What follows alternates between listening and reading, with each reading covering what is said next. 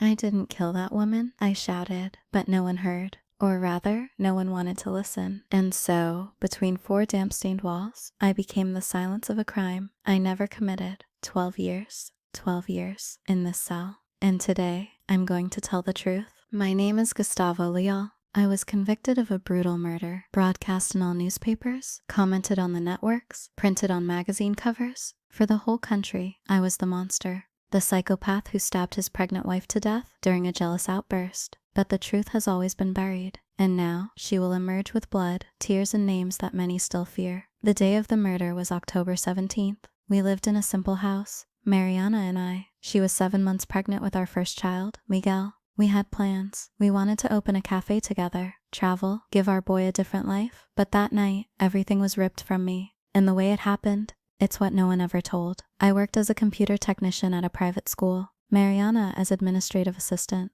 Our lives were discreet, but a week before the crime, she began to act differently. Scared, she looked over her shoulder, locked doors, avoided going out alone. When I asked her what was going on, she just said, "There are things I can't tell you. It's for our safety." On the 17th, I came home to find her lying on the floor, surrounded by blood. A note, written in a hurry, was thrown next to it. It wasn't for her. "He needs to pay." I was in shock. I screamed. I tried to revive her. I called the police. I did everything a desperate man would do. But when the agents arrived, I was already doomed in their eyes. And soon after, the headlines. No sign of a break-in, no witnesses, and I, there with blood on my clothes. It was enough to make me the villain. In the trial, my lawyers were inefficient. The expertise was ignored. The psychological report that Mariana made days before, alleging constant fear and persecution, was discarded, and the ticket mysteriously disappeared from the cars. In prison, I got caught in the first months. No one respects pregnant killer, but I resisted. I shut up, because I knew that outside, someone was watching. What if I talked too much? More blood would flow. It was only after 5 years that the first clue appeared.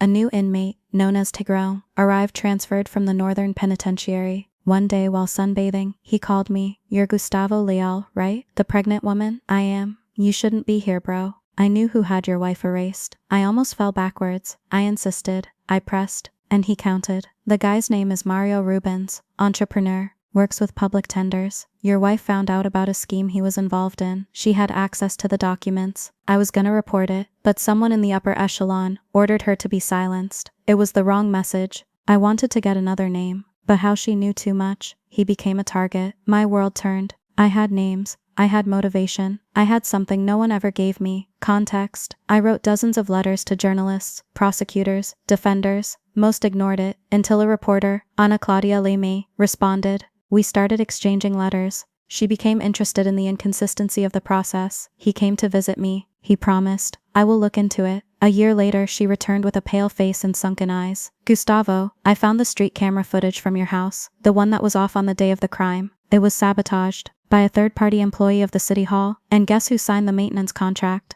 Mario Rubens." I felt like punching the walls of the cell. Ana managed to reopen the case, but Mario's lawyers were powerful. They threatened the prosecution team, intimidated Ana, and then, the warning came. An envelope, with no return address, was left in the cell next to mine. Inside, a picture of my sister, with the words, "If you keep going, she'll be next." And that's when I stopped everything. That I shut up. For another 5 years. To this day. Because now, whoever threatened me, is dead. And the secret I've carried for 12 years, can finally be told. But truth comes with a price. And what I'll tell you next, it will change what you think about justice, power, and truth. If you want to know who really killed Mariana, share this story, comment on what you would do in my place, and leave the like. Because in part 2, I'm going to tell you what happened inside that cell that gave me the weapons to stand up to the system. It was on a Sunday visit that everything changed. My sister Amanda appeared with eyes full of fear, but carrying an envelope hidden inside the hem of her pants. It was risky, but she knew I needed it to survive. The envelope contained a flash drive and a letter. The letter was from Ana Claudia. She had disappeared from the media, disconnected from the station where she worked, and was reported missing by some colleagues. But what she wrote there was a desperate cry. "Gustavo, if you're reading this, it means it's already late. I found more than I should have. The gang that covered up Mariana's murder is more entrenched than I thought. Politicians, judges, military. I can't trust anyone anymore. On the pen drive, I left everything I could collect.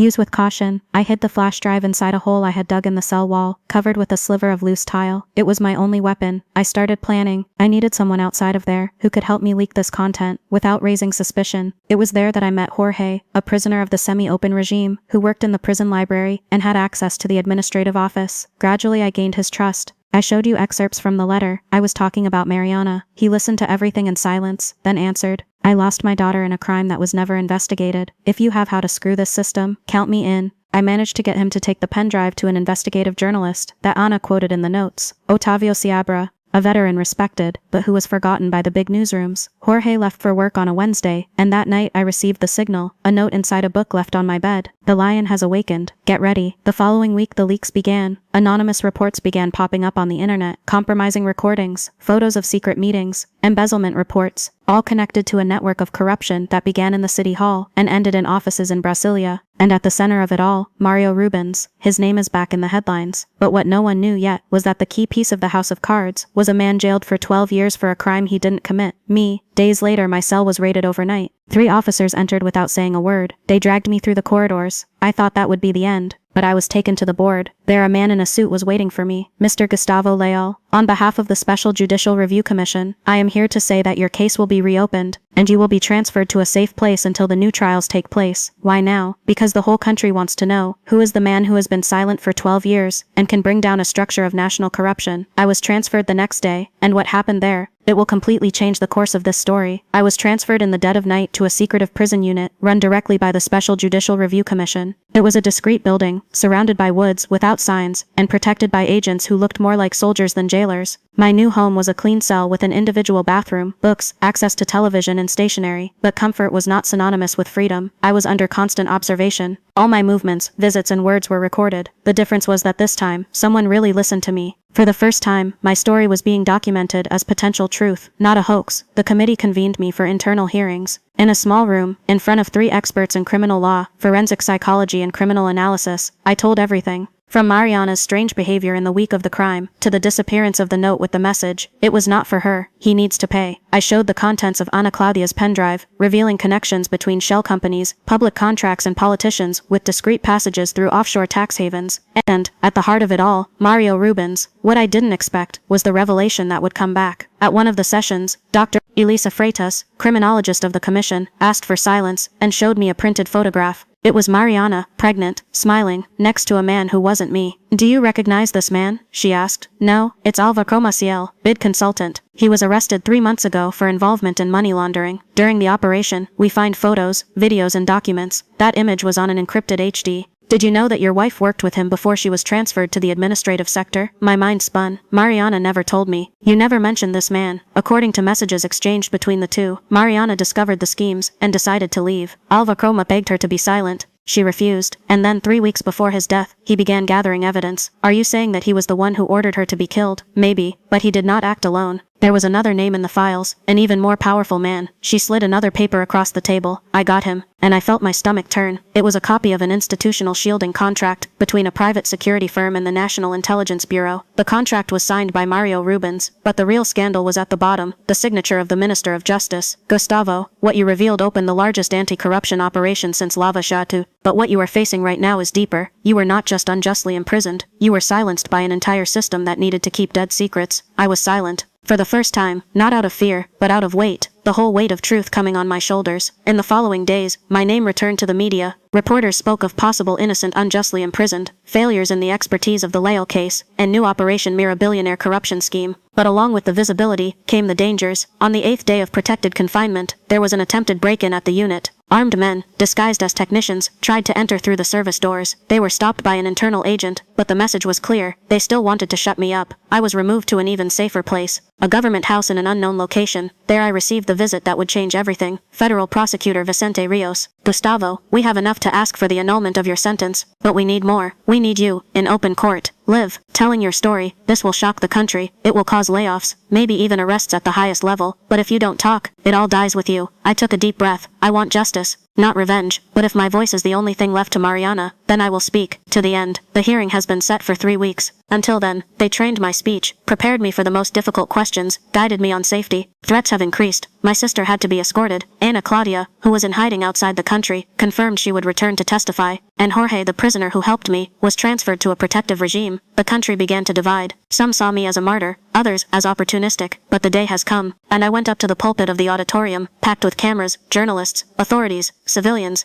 and took a deep breath. I'm Gustavo Leal. I spent 12 years in silence in a cell, and today, you will hear the truth. For 3 hours, I told everything. From beginning to end, I gave evidence. I handed over names. I confronted the powerful with their own signatures. With each slide, with each video shown, the faces of the upper echelon paled. The whole country watched. The internet exploded, and just when I thought everything had been said, the most unexpected moment of my life came. A woman stood at the back of the plenum, face hidden under a scarf. He walked to the auxiliary microphone. He took off his handkerchief. It was Ana Claudia. Thin, pale but standing. I'm Ana Claudia Leme. I was an investigative reporter. I ran out of fear. But today, I bring the last proof. She showed a video, an original audio recording of a closed-door meeting between Mario Rubens and Alvaro Maciel, discussing the silencing of the pregnant secretary who knows too much. The plenary exploded. People were crying, others screamed, and I, in the center of the room, cried for the first time in years, not for pain, but for justice. If you felt the weight of this part, comment below with the hashtag Justice por Mariana, leave your like, share with those who need to hear this story, and subscribe because in the final part, you will know what happened to everyone involved, and what was the final fate of Gustavo Leal. After the hearing, the whole country went into a boil. Real-time headlines read, Gustavo Leal, cleared after 12 years, scandal reaches high government positions, and new ICC will be opened to investigate corruption network revealed by political prisoner. In the following days, the arrests came. Mario Rubens was arrested while trying to board a plane to Uruguay.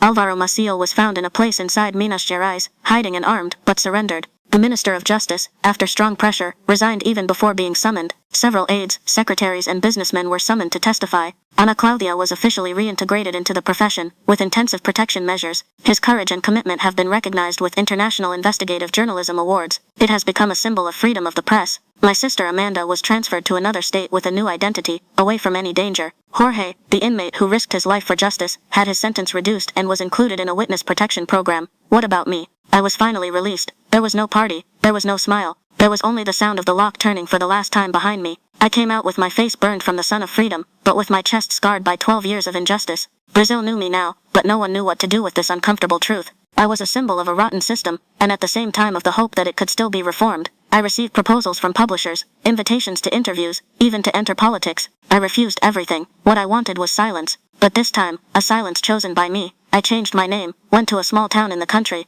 I started working as a gardener in a children's school. Irony, maybe, but there, in the smell of wet earth and the laughter of children, I found what Mariana always wanted, peace. Over time the story cooled in the headlines. The great culprits faced long processes. Some appealed, others were convicted, but none of them spent a tenth of the time I spent inside a moldy cell. That still revolts me. But I learned that justice and revenge are different paths, and I chose to live. Michael, my son, was never born. It was ripped from me before I even opened my eyes. But every time I see a child running, I think, it could be him. And I swear for an instant, I hear your imaginary laughter in the wind. Ana and I met a few times. She became a precious friend, someone who saw me when no one else did. But we went our separate ways. Our connection is one of soul, not romance. And today I write these words not to remember the pain, but to seal the cycle. Because exactly 12 years ago my life was taken from me. And now with the truth exposed, with my name cleared, I can finally close this book. But if you followed this far, know this, corruption is still alive, justice is still blind, deaf and sometimes mute. And many Gustavos are still in prison for crimes they didn't commit. So share this story, comment below what city you are watching, leave your like and subscribe to the channel, because as long as there's someone to tell, the truth will never die.